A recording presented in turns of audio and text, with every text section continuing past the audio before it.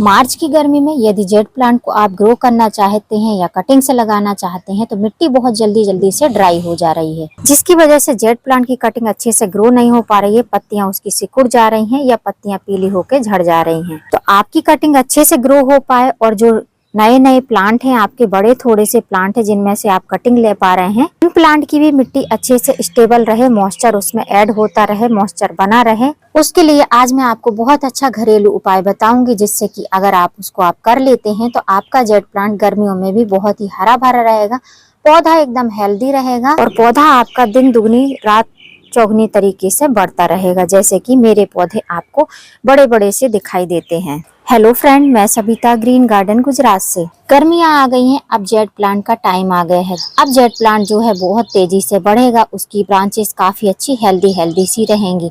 लेकिन जैसे ही कुछ पौधे रहते हैं जिनको आप कम फर्टिलाइजर भी देंगे, कम खाद भी देंगे तो वो बहुत अच्छे से बढ़ते रहते हैं। उनमें जो है जो जमीन में लगे हुए पौधे रहते हैं वो उस संख्या में आते हैं। लेकिन जब हम गमले में गार्डनिंग करते हैं तो हमको टाइम पर उनको खाद पानी देना पड़ता है। जेट प्लांट एक सकुलेंट वैरायटी का प्लांट है जिसमें नई डिफरेंट वैरायटी आती रहती है। मेरे पास में ढेरों वैरायटी तो नहीं है, लेकिन जो मैं वीडियो में आपको दिखा रही हूँ 2 तरीके की वैरायटी, वही आपको मेरे गार्डन में देखने को मिलेंगी। अब मेरे पास में कई सारे कमेंट ऐसे आते हैं कि जेट प्लांट की हम कटिंग लगाते हैं, ऊपर की टिप की कटिंग, तो जो पत्तियां हैं वो सिकुड़ी सी हो जाती हैं, प्लांट अच्छे से ग्रोथ नहीं करता, कटिंग जो है ग्रो नहीं कर पा रही है। आज मैं आपको बहुत ही इजी तरीका बताऊंगी कि जिससे अगर आप कटिंग को ग्रो करना चाहते हैं तो बहुत आसानी से आपके जेट प्लांट की कटिंग ग्रो हो पाएगी। और ये जो तरीका मैं बताने वाली हूँ, ये तरीका मैं अपने आप खुद भी ट्राई करती हूँ, जिसको मैं हमेशा यूज करती रहती हूँ, क्योंकि जब हम बहुत सारे प्लांट लगाते हैं अपने गार्डन में तो एक ही प्लांट पर हम ध्यान नहीं दे सकते, हमारे पास में और भी प्लांट रहते हैं। अब जेट प्लांट एक सकुलेंट वैरायटी का प्लांट जरूर है, लेकिन इसको मॉइस्चर चाहिए रहता है, गर्मी में भी इसको पानी की जरूरत रहती है। यदि आपने प्लांट को फुल सनलाइट में रखा है तो पौधा आपका बहुत अच्छे से ग्रोथ तो करेगा, लेकिन ग्रोथ तभी करेगा जब उसको मॉइस्चर मिलता रहेगा। अभी मेरे जेट प्लांट की ग्रोथ आप देखेंगे तो काफी अच्छी ग्रोथ हो रही है, पौधे जो है काफी अच्छे से ग्रोथ कर रहे हैं। ये प्लांट जो है मैंने इसकी टोपियरी बनाना चाहा है और टोपियरी बन भी जाती, लेकिन अभी मेरे आलस के कारण इसकी टोपियरी रेडी नहीं हो पाई है।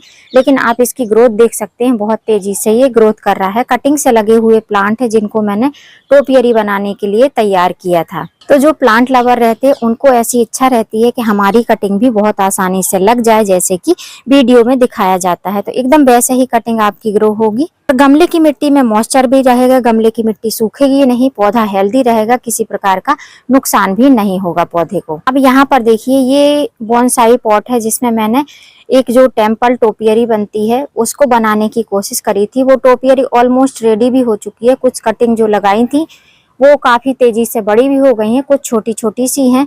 और जब हम बात करते हैं कि जेट प्लांट को हमको धूप में रखना है, धूप में रखने से मतलब यही रहता है कि ये सकुलेंट वैरायटी का प्लांट जरूर है, लेकिन इसको 4-5 घंटे की धूप तो जरूर ही चाहिए। अब जब पौधा धूप में रहेगा तो मिट्टी उसकी फटाफट से ड्राई हो जाएगी। आपने कैसी भी मिट्टी बनाई हो, गर्मी के टाइम पर मिट्टी अपने आप ही ड्राई हो जाती है धूप लगने के कारण से। यदि आपने इस तरीके के बोनसाई पॉट में लगा रखा है तो सुबह के टाइम ही 2-3 घंटे की धूप में ही ये मिट्टी ड्राई हो जाती है। मैंने अपना जेट प्लांट जो ये टोपियरी बनाई है रेड सॉइल में बनाई है। अब जो लोग नर्सरी से प्लांट लाते होंगे या 2-4 दिन अपने घर में उन प्लांट को ऐसे ही रेड सॉइल में ही रखते होंगे, उनको पता होगा कि रेड सॉइल में लगे हुए प्लांट की मिट्टी बहुत जल्दी से ड्राई हो जाती है, बहुत जल्दी से गीली हो जाती है। सेम कंडीशन मेरे इस वाले प्लांट की है, इसकी मिट्टी बहुत जल्दी से पानी डाल गीली हो जाएगी और जब पानी नहीं रहेगा तो बहुत जल्दी से ड्राई हो जाएगी। अब जो लोग बोलते हैं कि कटिंग लगाते हैं हम, कटिंग हमारी सूख जाती है, इसकी पत्तियां जो है ऐसी सिकुड़ी सी हो जाती है। अब मेरे पास में वैसा दिखाने के लिए है नहीं, मैं समझ रही हूँ कि इस तरीके से जो पत्तियों पर ऐसे रैसेस से बन जाते हैं और सिकुड़ी पत्तियां एकदम से सिमट जाती हैं। मेरे इस पॉट में आप ये गमला रखा हुआ देख रहे हैं, ये कटिंग से लगे हुए प्लांट रेडी हो रहे हैं इसमें। तो जब आप कटिंग लगाते हैं तो आप जब कोई भी छोटे पॉट में कटिंग लगाइए, बड़े पॉट में आपको कटिंग बिल्कुल भी नहीं लगानी। जैसे आप देख रहे हैं ये छोटे से पॉट में कटिंग लगी हुई है। फिर इसी तरीके का ये पॉट है, ये नर्सरी पॉट है जिनमें सकुलेंट वगैरह आते हैं, तो मैं इन्हीं में जो है अधिकतर जेट प्लांट लगाती हूँ। तो ऐसे पॉट को जब आप कटिंग लगाते हैं तो आपको ऐसे पॉट को उठाकर किसी भी गमले के अंदर ऐसे सेट कर देना है और रख देना है। अब जब आप इस गमले की मिट्टी में पानी डालेंगे तो नीचे से इसमें मॉइस्चर आएगा और ऑलरेडी जो है इसको मॉइस्चर मिलता रहेगा और नीचे से नमी बनी रही, क्योंकि ये गमला बड़ा है, इसमें पानी ज्यादा रहेगा, मॉइस्चर ज्यादा रहेगा, तो इसके लिए सफिशिएंट मॉइस्चर रहेगा इसमें, तो पानी मिलता रहेगा। अब मैं आपको दिखाती हूँ कि आपको कैसे पता चलेगा कि कटिंग लग गई है। ये देखिए, नीचे देखिए, ये देखिए रूट बनी हुई है। इस तरीके से रूट आपको बनी हुई दिखाएंगी और कटिंग भी काफी अच्छे से ग्रोथ कर पाएंगी। तो जो लोग बोलते हैं कि हमारे जेट प्लांट की कटिंग लगाई हमने और जो है पत्तियां एकदम सिकुड़ गई हैं, प्लांट की ग्रोथ नहीं हो रही है, कटिंग की ग्रोथ नहीं हो रही, तो उसका रीजन यही रहता है। गर्मियों में, सर्दियों में आप चाहे जैसे भी कटिंग लगाइए, जहां भी रखिए, लेकिन गर्मियों में अगर आप कटिंग लगाते हैं तो किसी भी बड़े पॉट की सरफेस पर, आप मिट्टी के सरफेस पर उसको रखें।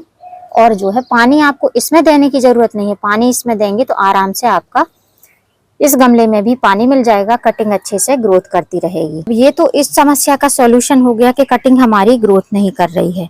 अब जो मैं आज आपके साथ में शेयर करने वाली हूँ कि मिट्टी बहुत जल्दी से ड्राई हो जा रही है। हम लोग गुजरात में रहते हैं, तो गुजरात में बहुत ज्यादा गर्मी पड़ती है, फरवरी लास्ट से ही काफी ज्यादा गर्मी स्टार्ट है। पानी अब इस टाइम पर कंडीशन ऐसी है कि शाम को भी वाटरिंग करना पड़ रहा है, सुबह भी हमको अच्छी मात्रा में सावरिंग करना पड़ रहा है। ऐसा नहीं कि बस पत्तियों पर ही सावरिंग कर दें, अच्छी तरीके से सावरिंग करना पड़ता है, जिससे कि इसमें भी मॉइस्चर मेंटेन रहे। अब यदि हम कहीं बाहर जाते हैं और हम पानी नहीं दे पाते हैं, तो इस कंडीशन में हमको क्या करना है, आज जो मैं टिप्स बताने वाली हूँ उस चीज को अगर आप फॉलो करेंगे तो आपको 1-2 दिन के लिए तो जरूर ही राहत हो जाएगी। अगर आपकी बेल्ड्रन मीडिया है, जिस तरीके से मैं जो है सॉइल में सैंड की मात्रा ज्यादा रखती हूँ, तो मेरी बेल्ड्रन मीडिया ही कही जाती है। तो ऐसी कंडीशन में अगर आप जेट प्लांट को कोई ऐसी चीज देना चाहते हैं जिससे कि उसमें गमले में मॉइस्चर मेंटेन रहे। अब ये वाला प्लांटर आप देखेंगे, स्टोपियरी वाले प्लांटर को, तो ये ऑलमोस्ट जो है इस तरीके के कंस्ट्रक्शन सैंड में जो वेस्ट मटेरियल रहता है उसी में लगा हुआ है। और इस वाले पॉट को देखेंगे, ये दूसरी वेराइटी है, ये एक ही प्लांट है, इसमें की कटिंग मैंने कई सारी ग्रो कर रखी है, तो इसकी भी मिट्टी बहुत जल्दी से ड्राई हो जाती है। अभी जो है सुबह मैंने सावरिंग करी थी, इसलिए आपको थोड़ी सी मिट्टी गीली सी दिखेगी, लेकिन ये मिट्टी बहुत गीली नहीं है, ये बहुत जल्दी से ड्राई हो जाएगी। तो अब इनको हमको मॉइस्चर मेंटेन कराने के लिए जो फर्टिलाइजर देना है वो आपके साथ में दिखाती हूँ। आपके घर से ही मिलेगा, आपको फर्टिलाइजर आपके गार्डन से ही मिलेगा। इस फर्टिलाइजर को शेयर करूं उसके पहले मैं आपको बता देना चाहती हूँ कि ये जो फर्टिलाइजर मैं आपके साथ में शेयर कर रही हूँ, अगर आप धूप में पौधे रखते हैं और फुल सनलाइट में पौधे रखते हैं तो आप इसको जरूर यूज करें। यदि आप बालकनी गार्डनिंग करते हैं तो इसको थोड़ी मात्रा में यूज करें, लेकिन थोड़ी मात्रा में आप इसको यूज करें। अब मैं अधिकतर लिक्विड फर्टिलाइजर ही आपके साथ में शेयर करती हूँ। गर्मी में मोस्टली जो है मैं जेड प्लांट में लिक्विड फर्टिलाइजर डालना ही प्रीफर करती हूँ। तो मैंने एक खाली गिलास ले लिया है, मेरे पास में 3 प्लांट हैं, लेकिन मैं 2 गिलास के करीब आपको फर्टिलाइजर बनाकर दिखाऊंगी। तो पहले 1 गिलास पानी लूंगी, उसके बाद में हमको 3 पौधों के लिए बनाना है। तो ये है सीविड लिक्विड एक्सट्रैक्ट, जो भी आपके पास में सीविड हो उसको ले सकते हैं। तो 3 पौधे के हिसाब से मैं लगभग 3 ड्रॉप के करीब इसमें ये सीविड डालूंगी। 3-4 ड्रॉप भी हो जाए तो कोई दिक्कत नहीं है, ये ऑर्गेनिक रहता है। और इसको हमको अच्छे से मिक्स कर देना है। तो ये चीज तो आपको घर पर नहीं मिलेगी, ये आपको खरीदना पड़ेगा। अगर आपके पास में सीविड ग्रेन्यूल्स हैं तो आप उसका भी यूज कर सकते हैं। अब ये हमारा एक फर्टिलाइजर बनकर रेडी हो गया। ये ऑप्शनल है, आपके पास में है तो डालिए, नहीं है तो नहीं डालिए। ग्रेन्यूल्स हैं तो उनको ग्राइंड करके आप 1 गिलास में आधा टेबल स्पून के करीब 3-4 पौधों के लिए डाल सकते हैं। उसके बाद में फिर हमको दूसरा गिलास खाली लेना है और उसमें हमको लगभग ½ गिलास से ऊपर पानी भरना है। 1 गिलास है तब भी चलेगा, इतना हमको इसमें ठंडा पानी लेना है, गर्म पानी नहीं लेना है। वाटर टैंक का अगर गर्म पानी है तो आप उसको यूज ना करें, कुछ देर बाद यूज करें जिससे कि वो नॉर्मल हो जाए। और इस पानी में डालने के लिए हमको इस पेस्ट का यूज करना है। अब ये पेस्ट क्या चीज है? ये पेस्ट है एलोवेरा जेल का पेस्ट, जिसको मैंने ग्राइंडर में ग्राइंड कर लिया है। तो इसका हमको यूज करना ही, ये सभी के गार्डन में होता होगा, कोई ऐसा गार्डन नहीं होगा जिसके यहाँ पर एलोवेरा का प्लांट ना होता हो। तो एलोवेरा की जो लीफ लेना है आपको, नीचे की सबसे नीचे की लीफ को लेना है, उसमें जेल काफी अच्छी मात्रा में रहता है, उसको ग्राइंडर में ग्राइंड कर लेना है। लेकिन ग्राइंड करने के पहले जो उसमें स्वैप निकलता है 5-10 मिनट के लिए उसको छोड़ देना है। जब वो स्वैप निकल जाए, रेड सा ऑरेंज सा रहता है, उसके बाद में आपको ग्राइंडर में ग्राइंड करना है। ग्राइंड करने के बाद में कुछ इस तरीके से लीफ के साथ में ग्राइंड करना है, खाली पल्प नहीं निकालना है। और उसके बाद में हमको लगभग 1 पौधे के लिए 1 टेबल स्पून के हिसाब से आपको इसको यूज करना है। मेरा ये स्पून जो है बड़ा है, तो आप इसको समझ लीजिए कि ये 2 टेबल स्पून है। उसमें 1 गिलास में हमको 3 पौधों के लिए बनाना है, तो हम जो है एक बार फुल टेबल स्पून लेंगे, एक बार हाफ टेबल स्पून लेंगे। इतना हमको इसमें मिक्स कर देना है। अब इसको हमने मिक्स कर दिया है। अब एलोवेरा जेल डालने से क्या प्रॉफिट होता है वो मैं आपको बता देती हूँ। एलोवेरा जेल में जो जेल रहता है वो जेल फॉर्म जल्दी से मिट्टी को ड्राई नहीं होने देता है। गर्मियों में सबसे बेस्ट होता है, पौधों के लिए ठंडक भी रहता है, जड़ों को ठंडा बना के रखता है, पत्तियों को हरा बनाकर रखता है और पौधे की हेल्थ के लिए बहुत अच्छा है।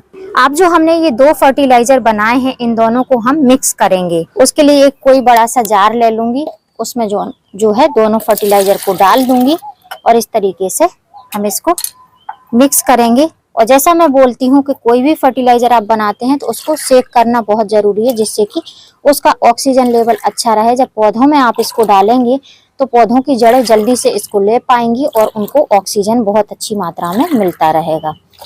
इस तरीके से करके अब हमको इसको गमले की मिट्टी में देना है। इसको आप 2 तरीके से दे सकते हैं, चाहे गमले की मिट्टी में दें और चाहे पत्तियों पर स्प्रे भी कर सकते हैं। लेकिन अभी गर्मियों में मिट्टी को नम रखने के लिए, मॉइस्चर मेंटेन करने के लिए गर्मी में जो है हमको मिट्टी में इसको देना है। अब बस जितना गमले की मिट्टी को जरूरत है उतना हमको ये फर्टिलाइजर अपने मिट्टी में इसको दे देना है। गमले के हिसाब से दे सकते हैं, जितना बड़ा गमला हो उस हिसाब से आप इसमें फर्टिलाइजर दें। मैंने जो है 2 गिलास फर्टिलाइजर बनाया था, तो ये बॉन्साई पॉट है, इसमें बहुत ज्यादा मात्रा में नहीं देना पड़ेगा। तो छोटे छोटे पॉट में भी आप दे सकते हैं, जो छोटे छोटे कटिंग से लगे पौधे हैं उनमें भी दे सकते हैं, क्योंकि एलोवेरा जो होता है वो एक प्रकार का रूटिंग हार्मोन का काम भी करता है। तो उसके लिए बेस्ट रहता है, छोटे प्लांट के लिए उसकी रूट काफी अच्छे से डेवलप हो पाती है।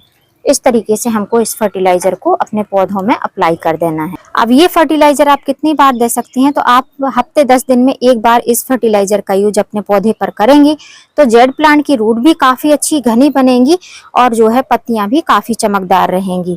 जो एलोवेरा जेल है वो रूटिंग हार्मोन का भी काम करेगा और जड़ों को जो है ठंडक पहुंचाने का भी काम करेगा। जो सीविड है वो सीविड जो है आपकी पत्तियों को एकदम हरा भरा बनाकर रखेगा। जेड प्लांट काफी अच्छे से हरा भरा घना बना रहेगा। तो हो गए ना, एक पंत 2 काज। आपके जेड प्लांट की कटिंग भी अच्छे से ग्रो हो पाएगी और पौधा भी एकदम आपका जंगल जैसा घना हो जाएगा। और इस फर्टिलाइजर को डालने के लिए कोई बाउंड्रीज भी नहीं है कि आपको सुबह डालना है या शाम को डालना है।